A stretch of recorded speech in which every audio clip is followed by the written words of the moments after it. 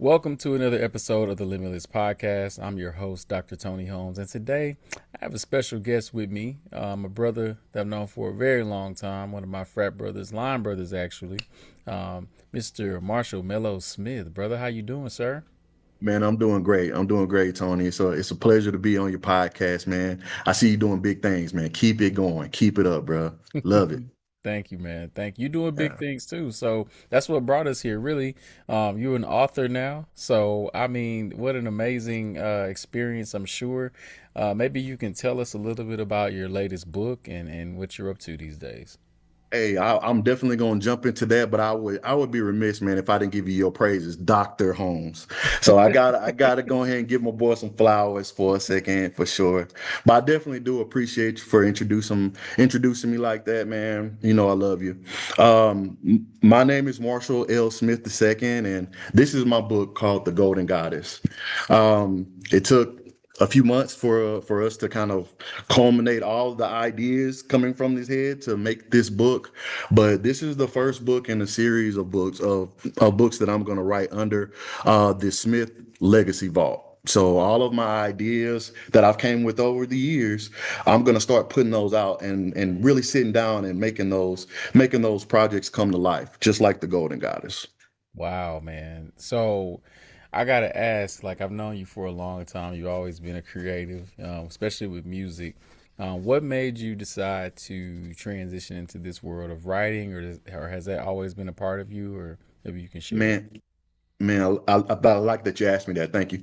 It's always been a part of my skill set, I guess you could say. I've always been very creative. As my auntie told me, she was like, "I knew you was gonna do something because you always like to lie." So she was like, "You always telling some kind of story. I'm always listening to you telling the story."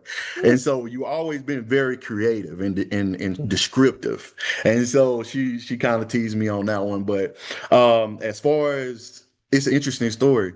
I actually got laid off from my job. Mm. And over a 7 month period, man, I was struggling trying to find a job anywhere. And it was getting to the point to where I was definitely kind of getting into that state to where, like, am I good enough? Is it something, am I being blacklisted? I mean, like, what is going on? But I realize now that God put that in my path so that it could slow me down and it could allow me time for my ideas to fully mature in my head. Because I'm moving around so quick, the ideas, they're trying to follow me around and they can't even catch up because I'm steady living life, and moving so fast. But when I came to that screeching halt, and I can always remember the day, man. I was filling out application, and I saw word at the bottom of my computer, and I got to thinking. I was like, you know what?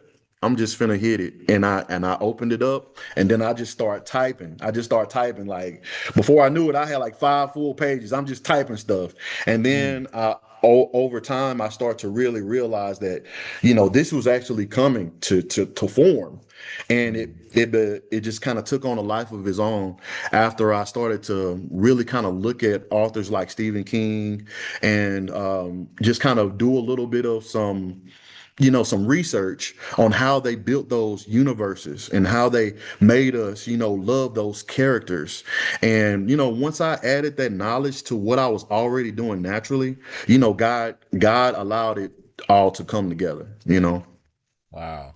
What an amazing story, kind of going from the experience of, like you said, being laid off to just basically hitting those various different brick walls that led you to this beautiful moment as an official author now. I give you much praise for that, and I'm sure that people who listen to this can say, wow, this is a story I can resonate with, and hopefully they are inspired to do something big. Um, okay, you mentioned Stephen King. I wanted to ask you. So during this time that you've been developing and going deeper into becoming an author now, was there any particular motivation or influence on your writing style? Yeah, most definitely, most definitely. And one of my key goals is to create a movie from the Golden Goddess or from any of my projects. Mhm. So my writing style is what I would call cinematic myth punk. So it's cinematic. So you're gonna see a scene out of everything that I write, and I'm gonna add some mythical aspects of it, and it's gonna be in an urban landscape. So it's gonna be right in your backyard, you know. So that's kind of what I want to build as far as my universe goes, but as Mhm. far as my mindset that I go into when I'm creating a golden goddess or stealing shadows, I go into specifically. I like to call it Kingleton, and it's a mix between I already mentioned Stephen King and one of my favorite directors, rest in peace, John Singleton. And Mhm. so I try to marry their talents and create my own style in my own lane. And so within that lane, you're going to come across some kind of horror comedy moments, and you're also going to fall in love with the characters. At least that's my goal. You know, so that's how my mindset kind of switches when I like to say we're getting dangerous, you know, and we're in the Smith family vault getting dangerous. So that's where we go. I like that. Yeah. Wow, getting dangerous. So, okay, so tell us about this book, The Golden Goddess. Seen it on online, and you mentioned another book I think it's a second ago. But tell us where we are in this universe and what's going on in this book, and give us a little synopsis of what's to come. Oh yeah, most definitely. So Serenity, our main character of the book, she starts out being just an ordinary waitress, taking care of her father who's elderly, staying at the home. She has very humble beginnings at the very beginning of the book, and she goes through what we like to call a coming of age of discovery, and she sees that she's not only this or that. She's basically a balancing force of it all. And I feel like Serenity's character throughout the book, it kind of grows along with her power. And so at the very end of the book, and I don't want to reveal too much, Yeah. but you see that it takes this and that for the whole process to work. Nothing really can overpower the other, but they have to be in sync. And one thing I love about her character is that she has not a destructive power, but it's restoring power. Mm. And a lot of what she does is what I want to see happen everywhere in the world. I want to see us renewing life. I want to see us not necessarily taking away from everything, but also giving to it. And so that's why I wanted to write something that was environmentally driven as well, because I do want to create what is called a Golden Goddess Challenge, where I get people who buy my book to become a guardian, and we clean up the neighborhood. Some similar to what we used to do back in college. Remember, Yeah. we used to get our streets and we used to go clean up. So I want to create an effort to clean up our communities and also to plant things, just to kind of overall take that restorative, balancing superpower from the book and apply it to us as humans. Mm. So that's my goal, is to just empower everybody and let them know that they might not have the power of the golden elemental, but you still have power of choice. Yeah. And you can choose to treat this world, like it's ours, or you can choose to treat it like trash. But the choice is yours. And if you're a guardian like me, that's what we do. We follow the light. Wow. Can you take us through the creative process as an author? Like you mentioned, restorative power for the main character. Why restorative power? Why not something else? Yeah. The reason why I chose that is because I love nature. I love nature. I love the way that, a forest can be burnt down to ash, and you come back 5, 10 years from now, it could be as lush that you would think that nothing has ever happened because of the restorative power of the world and healing, and just knowing that God has put everything on this planet for us that we need. And I wanted to create a character that literally can tap into that power and overcome the darkness. So I like to say she's Mother Nature with a little attitude. That's kind of like my little pitch to it. Right. I Yeah. see. I see. That Mhm. makes a lot of sense. I guess like hearing you say that, it makes me think of this book is almost a healing journey for not just yourself, but those that may come across it as well. What do you want people to gain out of reading this book? I want people to gain the knowledge that they matter. They matter to the whole entire process. You know, you might think that you're just a insignificant peon in this world, but you're not. You matter, and your actions matter, and your choices matter. And every day we have a choice. We can either serve the light or we can serve the dark. Mm, You know, so with that being said, I want that to be the thing that Serenity raises that question in everyone's mind. Which side are you on? Are you on the light or are you on the dark? wow, so deep and important. You're right about the dark and the light. Which one you gonna serve? You can't serve two masters. You really can't. You really can't. And we all, we're all guilty of it, wanting to try to tiptoe around that line. But at the end of the day, just like you'll see in this book, it comes to a point where you have to pick a side. There's no gray area. You Yeah, know, it's awesome. life or death. Wow. What's next for you when it comes to your authorship and next maybe the next series or like walk us through what's give us a little sneak peek of what's to come. Oh, man, a little sneak peek of what's to come. You're definitely going to see a lot of material that will be slowly released from the Smith Vault. I can't hold everything in. I do have a series in mind for Serenity, the Golden Goddess. So, just a little bit of a teaser there. I have already written book two. And so I'm working now on book three of The Golden Goddess. And there's another book series that I'm going to be releasing. I'm thinking maybe closer to Christmas time. And it's called Steel and Shadows.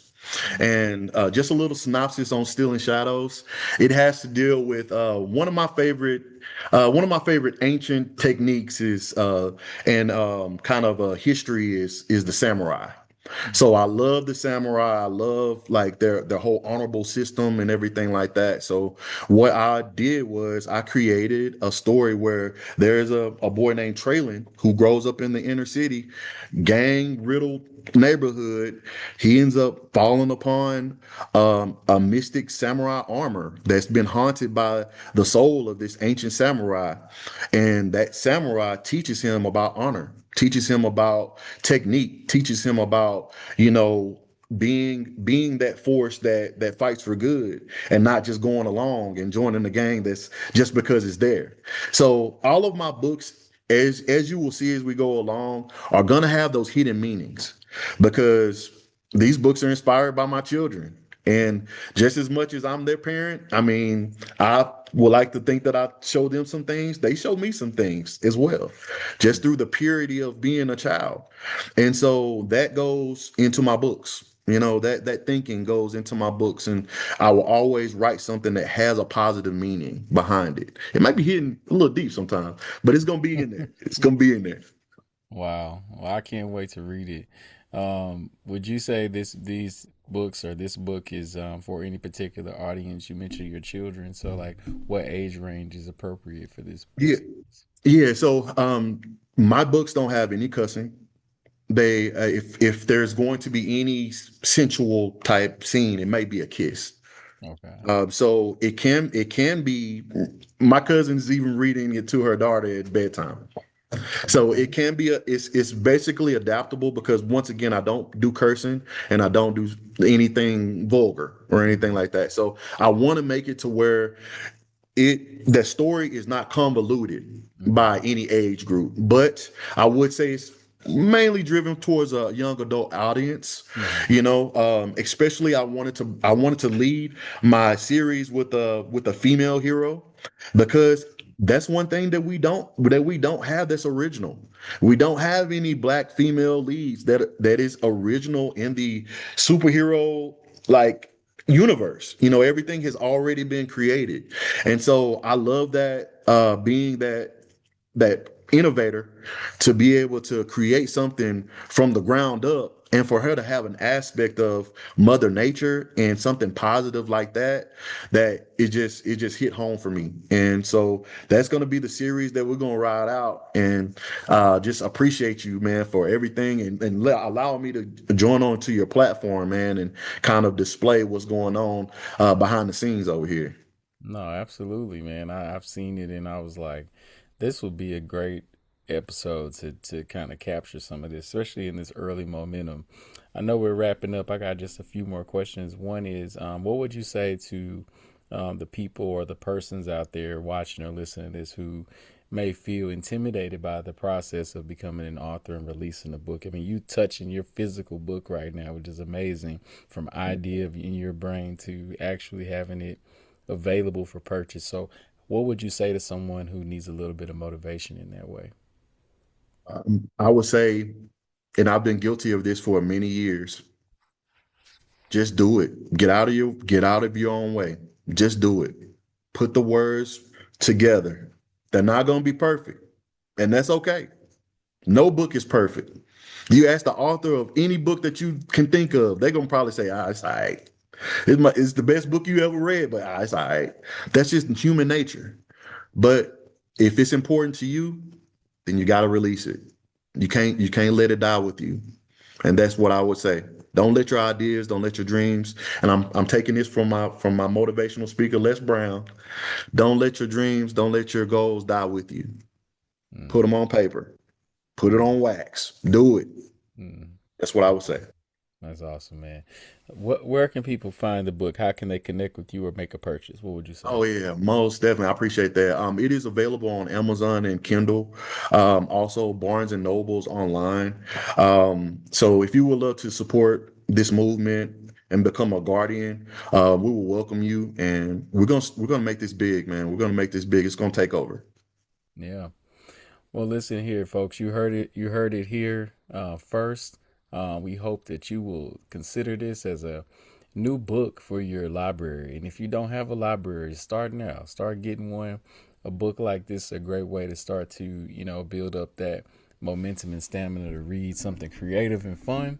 And it's for all ages. So you heard a great story here, and I hope that you will consider purchasing this book. We'll make sure that the link is in the show notes, so that you can make sure that you can get the next copy of the Golden Goddess. So we thank my brother Marshall Smith here for being a champion in this way, and leading and ushering in a new momentum swing that's going to carry not only the community that we're serving here on the Limitless Podcast, but also the Smith Vault will be carried forward as well as we make moves for legacy, generational type of decisions and moves. So we thank you again, Brother Marshall. We thank you for those listening, and we hope that you will be inspired to send this to someone else, and most importantly, make a purchase and maybe gift it to someone that you know is an avid reader.